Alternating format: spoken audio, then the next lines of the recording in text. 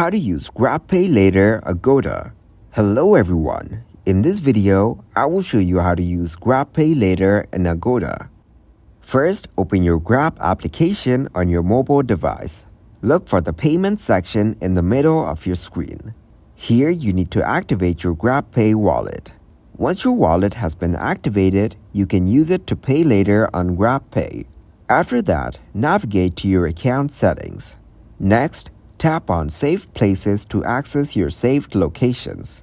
Enter the location where you want to make a booking on Agoda. Confirm the location to proceed.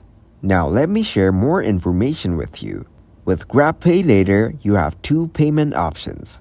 The first one we have here is to pay in 4 monthly installments. This allows you to spread the cost of your booking over 4 months. The second one lets you pay the next month.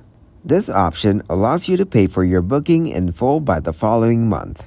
Thank you guys for watching this video. Hope you got some value. Make sure to like the video and subscribe to the channel to get notified for new videos. See you in the next one.